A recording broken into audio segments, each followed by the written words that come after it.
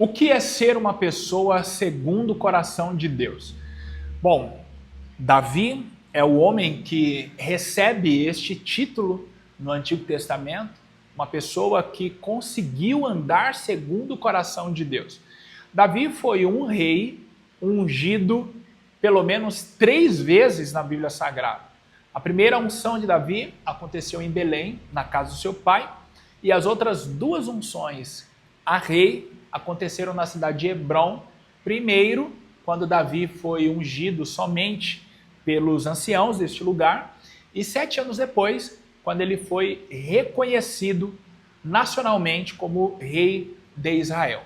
Essas 3 unções de Davi talvez tenham gerado nele alguma ansiedade, mas o texto sagrado não nos mostra Davi em momento algum reclamando ou cobrando de Deus o momento em que deveria se assentar no trono de Israel. Eis aqui uma lição para nós que somos jovens, a esperarmos o momento certo em que Deus nos usará para fazer uma grande obra. Até lá, nós teremos então que procurar, pelas Sagradas Escrituras, como agradar o coração de Deus e andar segundo a sua vontade. É exatamente sobre isso que nós vamos falar. Estamos na lição de número 1, que terá por título Davi, ungido e escolhido pelo Senhor.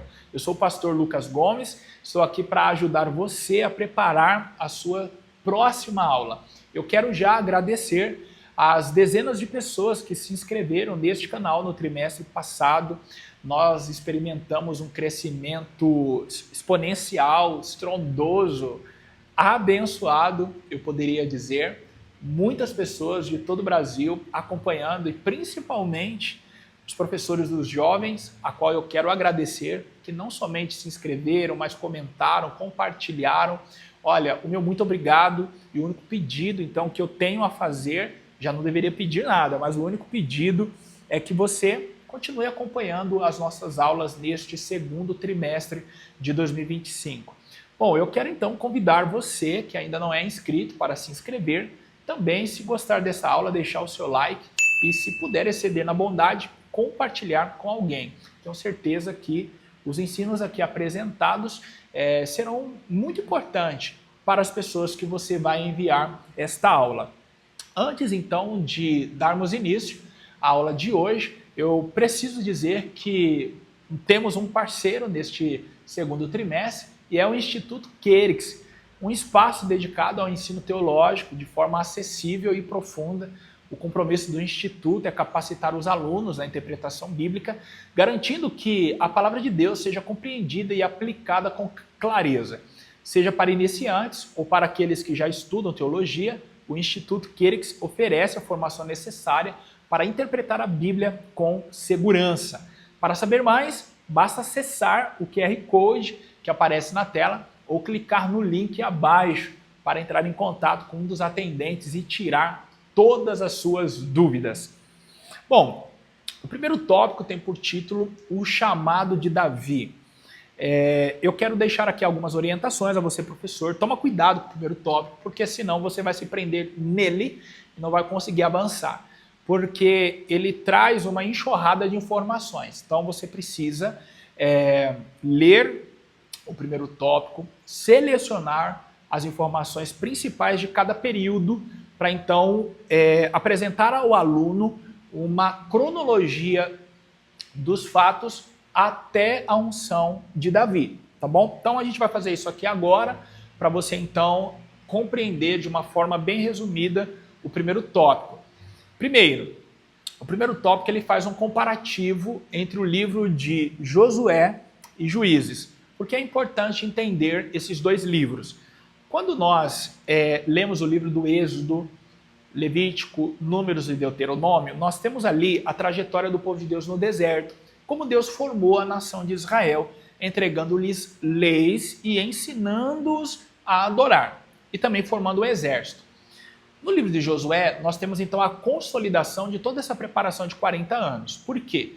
Ali o exército, de fato, vai lidar com muitas batalhas, não que eles não tenham guerreado no deserto, mas o livro de Josué mesmo é o livro das batalhas. Tanto é que eu gosto de chamar Josué como o capitão Josué.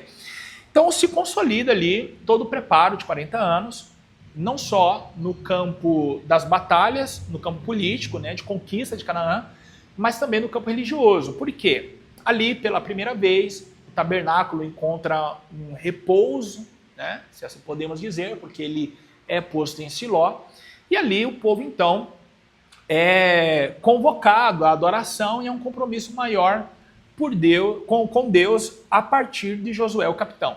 A questão é que Josué morre e parece que com ele é levado todo o sentimento de guerra e de devoção a Deus que já era possível ver neste período. Josué morre, nós não vimos um líder assumindo o seu posto e nem mesmo uma tribo assumindo a condição de liderança, e talvez por isso no livro de Juízes o povo se afasta. Obviamente a culpa não se dá somente na ausência de uma liderança, mas no coração volúvel que o povo já tinha. Então Juízes é um contraste, como que preto e branco, sabe? Céu e terra, comparando com o livro de Josué. Por quê? As vitórias do livro de Josué não são vistas em Juízes. Nós temos muitas derrotas no livro de Juízes. A conquista do livro de Josué não são vistas nos Juízes. Em Juízes o povo é conquistado, sabe? Então, Juízes é um livro que nos mostra como espiritualmente Israel se tornou frágil após a morte de Josué. E aí então nós adentramos no livro de 1 Samuel e ali nós entendemos como que se deu a transição do período teocrático para o período monárquico. E Samuel foi o grande líder responsável por essa transição. Ele não somente foi o último juiz, como também ele cuidou dessa transição, porque ele foi usado por Deus para ungir Saul e também ungir Davi. E no livro de Samuel nós temos a informação de que o governo teocrático termina com o desejo dos anciãos em terem um rei, como tinham também as demais nações.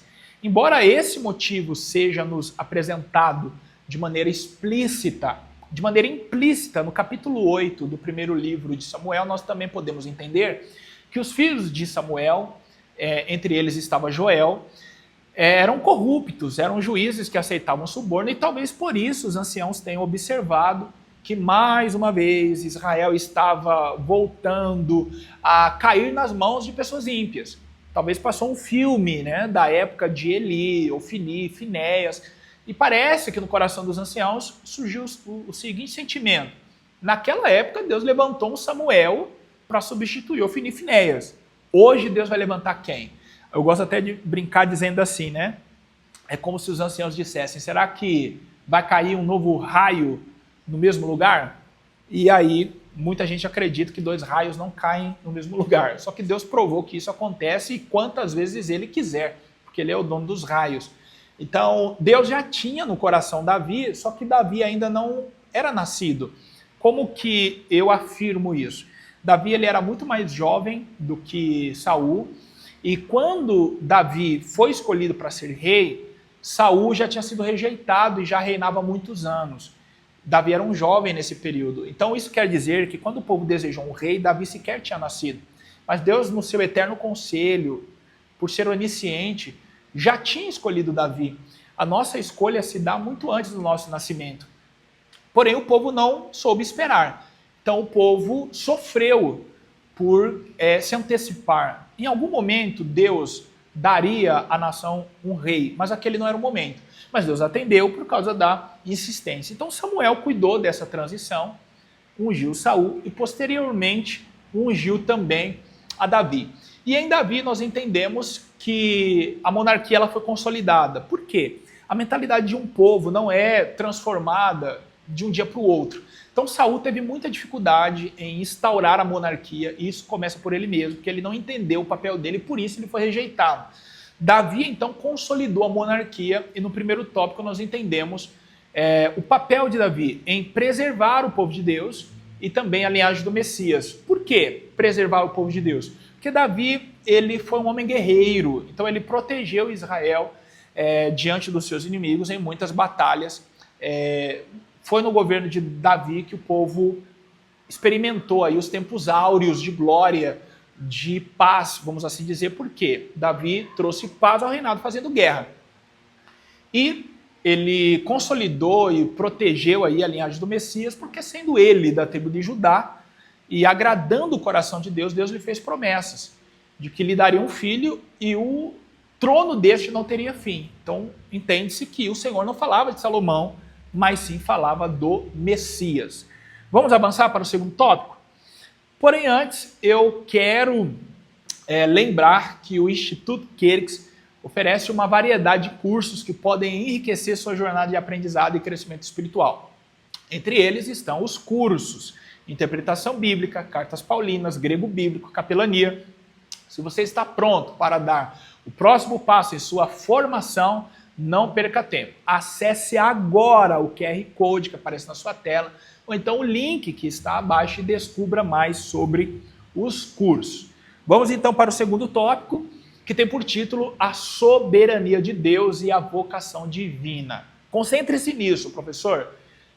A primeira parte vai nos falar sobre a soberania de Deus e também sobre o livre-arbítrio do homem. Não quer dizer que por Deus ser soberano, o homem deve fazer somente aquilo, ou fará, né? Deixa eu mudar aqui a frase. O homem fará somente o que Deus quer. Não é isso, porque aí colocaria o homem como uma marionete nas mãos de Deus. Deus é soberano, no entanto, ele nos concede liberdade. Isso é livre-arbítrio. E eu acredito que o comentarista colocou esse tópico porque nós vimos em Saul um homem que abusou desse livre-arbítrio. Quando Deus mandou ele destruir Amaleque, Saul ele tinha o livre-arbítrio de não destruir. Saul ele tinha a oportunidade de dizer para Deus que não faria aquilo. No entanto, Saul ele fingiu que fez. E Deus, na sua soberania, sabe de todas as coisas.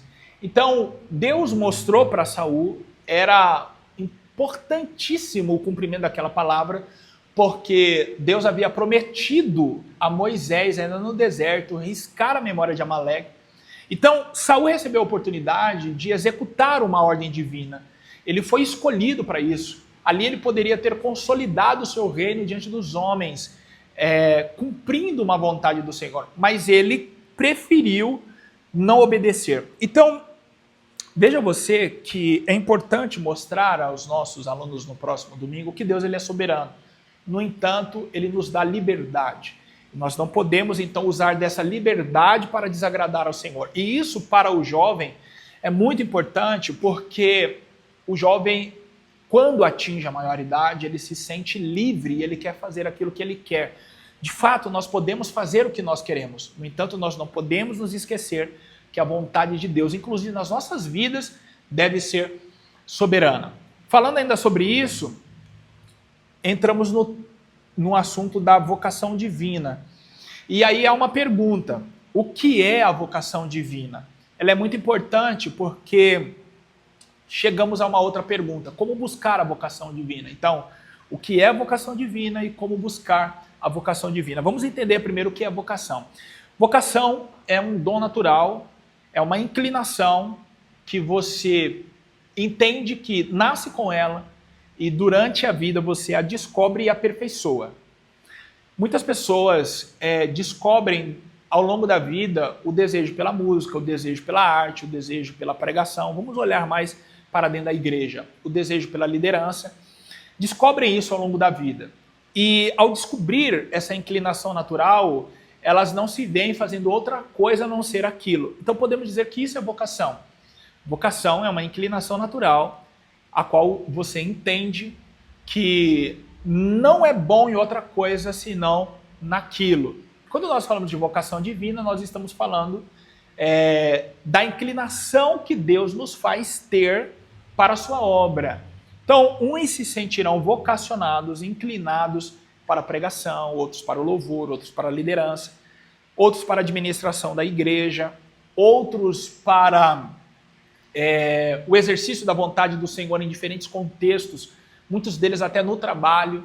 Olha, a minha vocação é falar de Jesus a todas as pessoas. Então, a pessoa ela não prega nos púlpitos, mas ela prega no ambiente de trabalho, ela prega na faculdade, ela tem uma inclinação natural para lidar com números. Olha que coisa simples. E aí, talvez, na vida secular, é um contador. Essa pessoa pode trabalhar na igreja como um administrador, como tesoureiro. De repente, a pessoa tem uma inclinação natural para lidar com pessoas. Então, ela descobre que ainda que ela não tenha o dom para reger, ou o dom para a música, ou a pregação, mas ela pode ser uma boa secretária, um bom secretário. Então, como que se descobre essa vocação? Estando disponível, tá? Muitos jovens não sabem a sua vocação. Também não podemos exigir muito, porque é a fase em que estamos nos descobrindo, nos conhecendo. Então, como descobrir aquilo para o qual eu nasci? Estando disponível. Então, você que é professor da escola dominical, incentive os seus alunos a serem professores, a auxiliarem os seus líderes, a auxiliarem os seus pastores nos mais diferentes cargos que existirem na igreja. Por quê? É no exercício da função que nós descobrimos uma inclinação natural.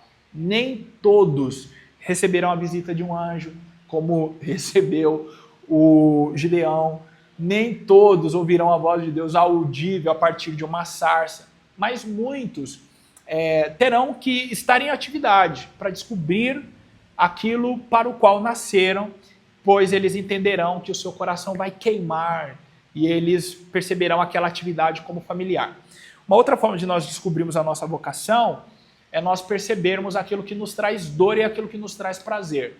Muito provavelmente, aquilo que você desempenha com prazer está dentro do campo da sua vocação. Isso não quer dizer que você não terá dificuldade. Você terá dificuldade. Haverá momentos que você vai querer desistir, mas você não vai conseguir desistir daquela função. Então, muito provavelmente, aí estará a sua vocação. Vamos para o terceiro tópico, que tem por título O Senhor vê o coração, mas antes eu quero falar para você do Instituto Quirix e falar dos cursos que oferece e falar para você que existe uma flexibilidade, uma acessibilidade para todos, com opções de modalidade presencial, online, e os alunos podem estudar de qualquer lugar do Brasil. E tem mais, aqueles que enviarem uma mensagem agora e se matricularem em qualquer um dos cursos terão acesso a um desconto exclusivo. Não perca essa oportunidade de se qualificar e investir no seu futuro. Pega o celular, faz assim como eu. Mira aí para a tela, acessa o QR Code, ou então clica no link abaixo e se inscreva. O terceiro e último tópico, então, ele tem por título O Senhor vê o coração. E ele foi dividido de uma forma muito interessante, professor. Como? Primeiro, o que o homem vê, o que Deus vê e como somos vistos. Eu achei sensacional. Primeiro, o que o homem vê? O homem vê a aparência física, palavras bem colocadas, posição social. Aqui o comentarista está nos fazendo refletir sobre o que Samuel viu na casa de Jessé, quando ele foi ungir Davi como rei. Ele ainda não sabia que era Davi, obviamente. Deus somente falou assim, enche o teu vaso de azeite e vem. Olha que curioso, né? Não enche o teu vaso de azeite e vai. Enche o teu vaso de azeite e vem. Então isso me dá a entender que Deus já estava lá na casa de Jessé o belemita. Só faltava Jessé com óleo, ou só faltava Samuel com óleo. Então, Deus primeiro escolhe e o homem confirma. Muitos dos nossos jovens já foram escolhidos por Deus. Essa escolha ela se dá no ventre, antes do ventre. Todos nós fomos escolhidos há muito tempo por Deus, antes de virmos ao mundo. No entanto, os homens confirmam essa escolha e eles confirmam então a nossa vocação. Então, Jessé foi lá para confirmar com óleo aquilo que Deus já tinha decidido. Mas Samuel foi seduzido pela aparência dos irmãos de Davi. Eram altos, fortes, bonitos, preenchiam todos os requisitos de um rei. Saul também preenchia os requisitos físicos de um rei, mas foi rejeitado por Deus. Então, os nossos jovens, frise isso. De repente ele não tem uma boa aparência, de repente já recebeu alguns nãos de namoradas, de namorados, ou até do mercado de trabalho. Você não tem o perfil. Mas para Deus, irmãos, ele não olha a aparência. Isso não quer dizer que a gente tem que se vestir de qualquer jeito, cortar o cabelo de qualquer jeito. Ah, Deus não olha a aparência. Não. Quando a Bíblia diz que Deus não olha a aparência, é dizendo que a aparência não é um requisito para o exercício do chamado, tá? Mas o que Deus vê então? Deus, ele olha o caráter. Deus observa um coração voltado para ele. Então, mais do que a aparência, Deus, ele olha para o interior do homem. E aí, eu cito a você o Salmo 139, onde o salmista diz: Senhor, tu me sondas e me conheces. Sabe como eu me sento e me levanto. Conheces o meu deitar e o meu levantar. E sabes da palavra antes de chegar na minha boca. Então, Deus, ele conhece o nosso interior. Deus sabe o quão sincero nós estamos ou não na sua presença. Então, quais os olhos que nós devemos nos preocupar? Dos homens ou de Deus? Reflete sobre isso e pergunta para os seus alunos no próximo domingo. O terceiro ponto, então, deste último tópico, nos fala sobre como somos vistos. Como que os homens nos enxergam? O que falam acerca de nós? É muito comum jovens falarem que não se preocupam com o que falam sobre eles. E o cristão precisa sim se preocupar com aquilo que falarão dele. Em Mateus capítulo 5, versículos 13 a 16, Jesus diz: vós sois o sal da terra, vós sois a luz do mundo. Jesus nos diz assim, se quiserdes sereis. Jesus nos diz assim, o que você acha de ser luz e sal da terra? Jesus nos diz assim, você concorda em ser sal e luz da terra? Não. Jesus afirma dizendo, vós sois. Isso quer dizer que a partir do momento em que aceitamos a Cristo, nós só temos uma escolha. E qual é? Ser sal da terra, ser luz do mundo. O sal, ele tem as suas propriedades e uma delas é trazer equilíbrio, é dar sabor, é evidenciar as propriedades dos outros temperos. O jovem cristão, ele precisa trazer equilíbrio neste mundo que já está corrompido pelo pecado. Então é justamente por isso que ele precisa assumir a sua identidade cristã em todos os meios em que ele vive. E ele precisa brilhar como a verdadeira luz. Eu quero aqui retomar então os conceitos que aprendemos nesta aula. Nós vimos o contexto de Israel no período do governo teocrático e da monarquia. Nós entendemos o chamado de Davi, a soberania de Deus e como temos que ser visto pelos homens. Bom, este programa foi um oferecimento do Instituto Querix, que se dedica a promover a educação e o desenvolvimento pessoal. Eu quero agradecer a sua participação e espero que você tenha aproveitado aqui cada momento. Não esquece de deixar o seu like e se inscrever. Deus te abençoe e até a próxima aula.